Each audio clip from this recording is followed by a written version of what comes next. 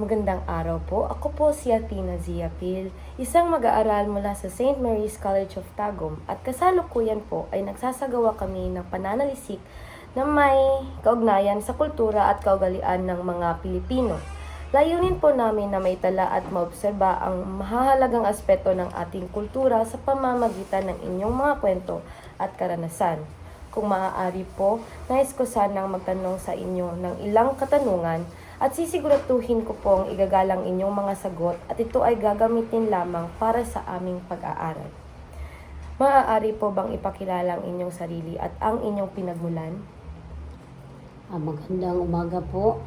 Ako po ay si Marianeta Caba, nakatira dito sa lugar ng Barrio Madaong, Tagum City at isang ina sa 3 naggagwapuhang mga anak at may asawang napakabait. At masasabi ko pong ang pamilya namin ay masaya, nagmamahalan at laging may takot at pagmamahal sa Diyos. Ano-ano pong tradisyon, kaugalian at paniniwala ang mahalaga bahagi ng inyong kultura?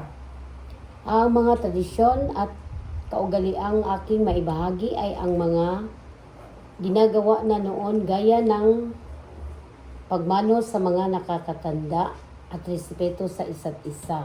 Huwag sumagot sa mga magulang, huwag magsalita habang puno ang bibig at marami pang iba gaya po ng mga bayanihan, pagtulong sa kapwa, ganun po. Okay po. Ano-ano po ang mga natatanging aspeto na sa tingin ninyo ay kakaiba kumpara sa iba? Aspeto ng kultura na nakakagisnan natin noon na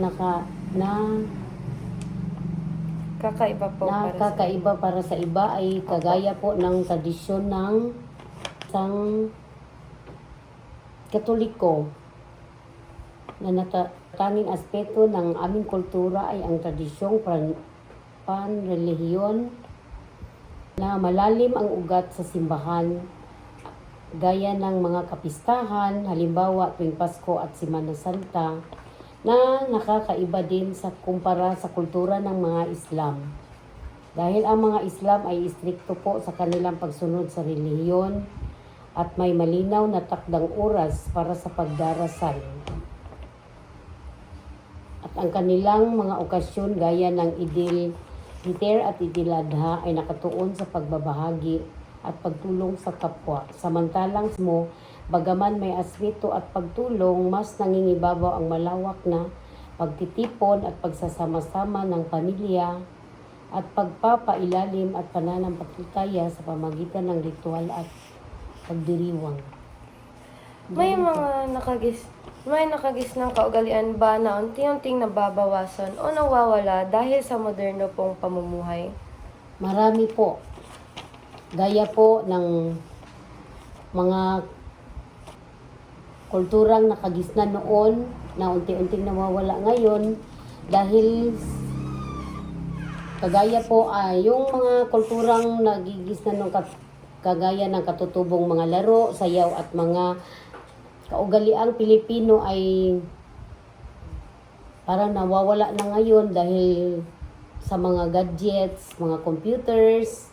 Parang ang mga kabataan ngayon ay hindi na naglalaro ng mga katutubong laro gaya ng mga tagu-taguan, patintero, bahay-bahayan.